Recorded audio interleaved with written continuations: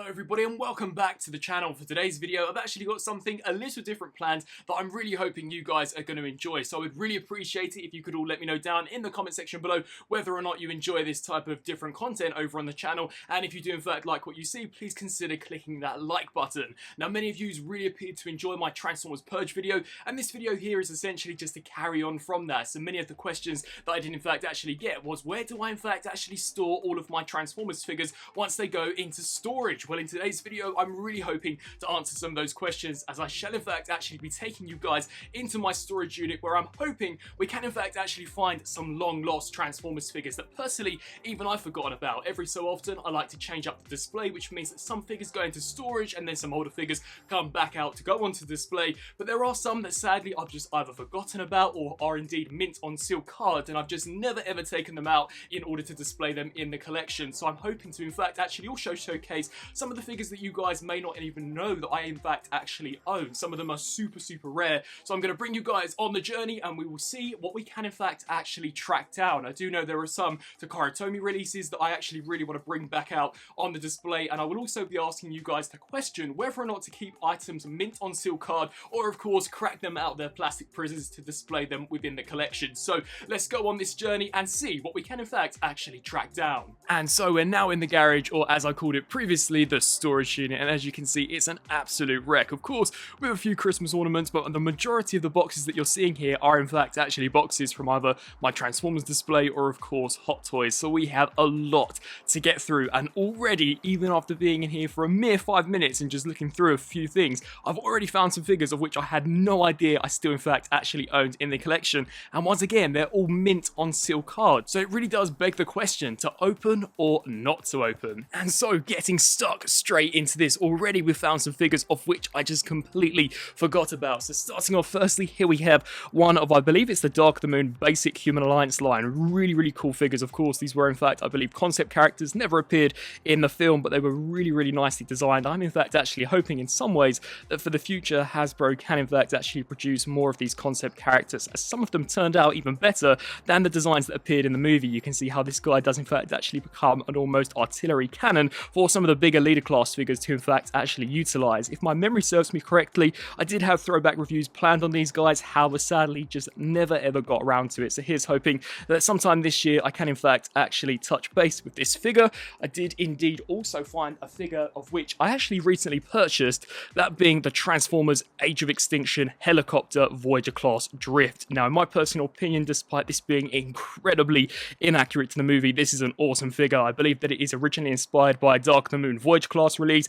Very cool figure, and of course they've just taken that mold, changed some bit, mainly the shoulder pauldrons I believe it is, and of course head sculpt, and given him a brand new color scheme, and in my opinion he looks fantastic. Had Drift appeared like this in the movie, I'm pretty certain many collectors would have been sweeping this guy off the shelves. And if my memory serves me correctly, this particular figure was in fact actually quite difficult to track down. So please feel free to let me know down in the comment section below whether or not you guys do in fact think I should indeed review some of these older style of releases. I've also come across probably one of the oldest pieces that is mint on sealed card, that being the Transformers Prime First Edition Deluxe Class Starscream. Now why I never got around to cracking this open is completely beyond me. I think it had something to do that at the time I actually got this guy I already had the Voyager release, and to be honest I probably completely forgot about this, but you can see a really cool figure, and once again it's a first edition release, one of the most loved toy lines by collectors and myself alike. Some of the best figures came out of this first edition RC Bumblebee, and not to forget Optimus Prime and Bulkhead, and this guy is actually looking really awesome. So I may in fact actually bring this one home with me, and of course also take a look at this over on the channel.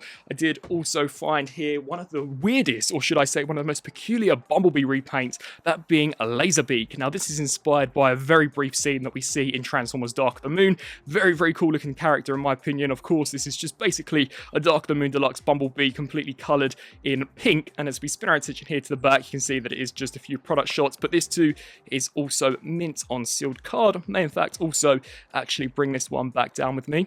And a figure of which I have no idea as to why it's been put into storage would be the Takara Tomy Age of Extinction Voyager Galvatron. Personally, I've actually always really liked the Galvatron mold that we saw from Age of Extinction. Of course, the line as a whole was a major flop, but this was actually a pretty cool character despite it for the most part being a massive shell former, and the Takara Tomy repaint in my opinion looks fantastic. You can see how the chest is fully painted, we've got some really nice metallic blue highlights, and that face is just so much better than the original mass-produced version. As we flip here to the back of the box, I believe that this was the promotional art that we saw on the original release, and at least in my opinion, this one here looks so much cooler, but with rumours in fact circulating that we are in fact going to be seeing a studio series of Galvatron in the future, is this figure really going to have a place in the collection? I'm personally not all that sure. Moving swiftly along, here we have yet another release, of which to be honest, I had no idea even existed. This is, I believe, a Takara Tomy exclusive. It does have the Takara logo, maybe it did get a mass release at some point, but this is a Cyberverse version of Ratchet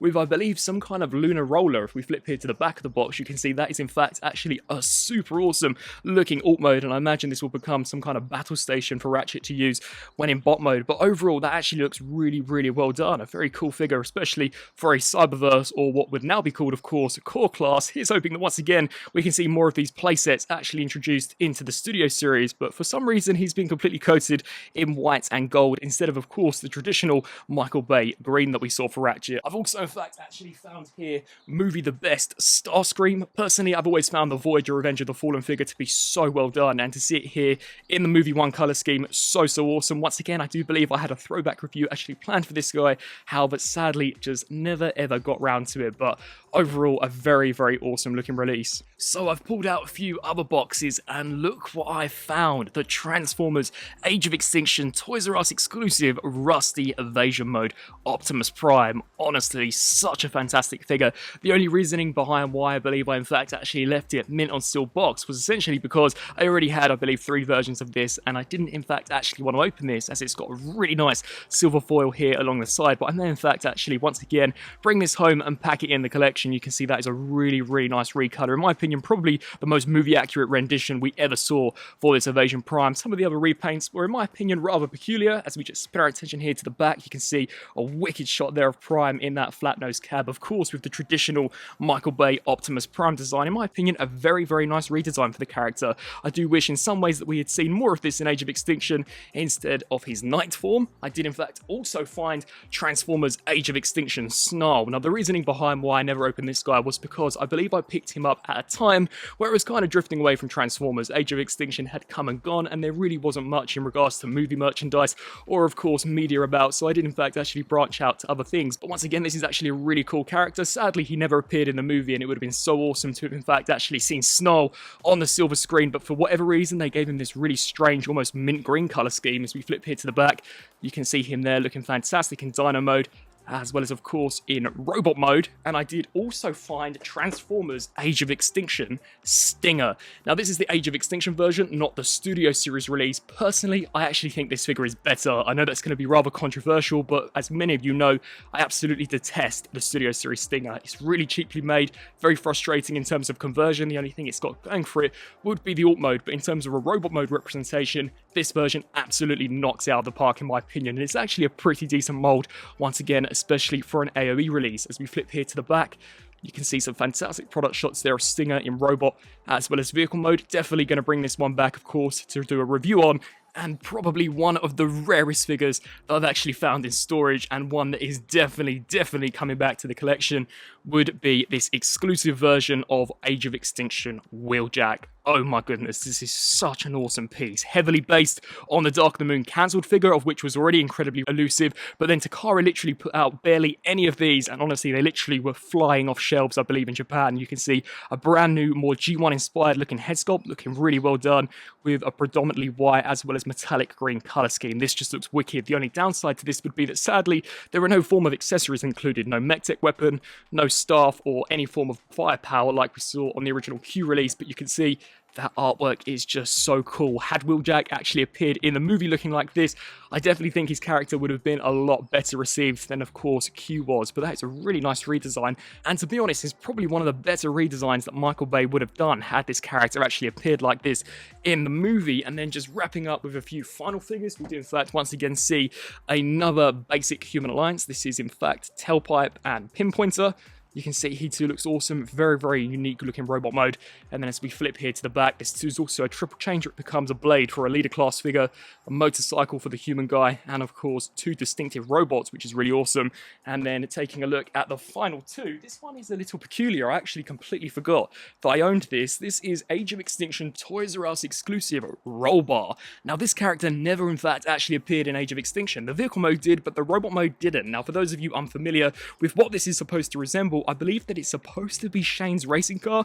That's definitely what the color scheme looks like on the side, but in terms of robot mode, very inaccurate. I do believe they used the Threading 30 skids mold as the main basis for this. I could be completely wrong, but if my memory serves me correctly, that is what this guy is based upon. As we flip here to the back, you can see a very, very nicely looking design robot, as well as an awesome looking vehicle. And I'm pretty certain that for those of you who did pick this guy up, it was more than likely for the vehicle mode than, of course, that robot mode. And wrapping up with, once again, another incredibly rare find.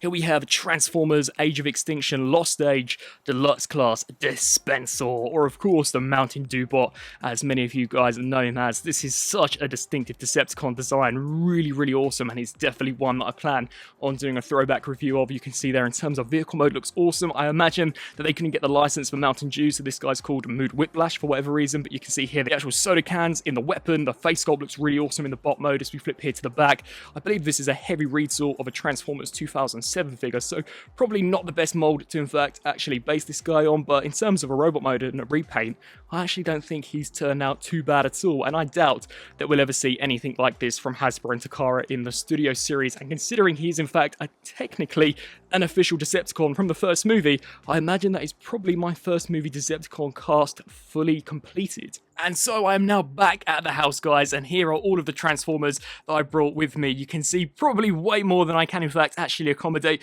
within the collection, but there are just some beauties of which I could not leave behind, such as Dispenser, the exclusive version of Wheeljack, and not to forget the rusty evasion mode Optimus Prime. And pretty much all of these guys are awesome in their own right, so really all do deserve a space within the collection. And honestly, I actually really enjoyed making this video, and I hope that you guys did enjoy watching it. It's slightly different than, of course, my regular review, and I would really love to know down in the comment section below whether or not you guys would in fact actually like more of this type of content over on the channel. I do have plans to do maybe a new collection video just showcasing how I have redefined it, and then once we do a reshuffle, maybe later on in the year, we'll of course do another type of purge video. And I do in fact actually have another garage find video planned. I do have so many other more Transformers that I've packed away in storage, of which I'd really like to share with you guys. So once again, let me know down in the comment section below whether or not you would in fact actually like to see this. Out of all of the figures that I brought back into the collection, which are your personal favorites? Of course, you've even got here the first edition Starscream, a figure of which I should have cracked open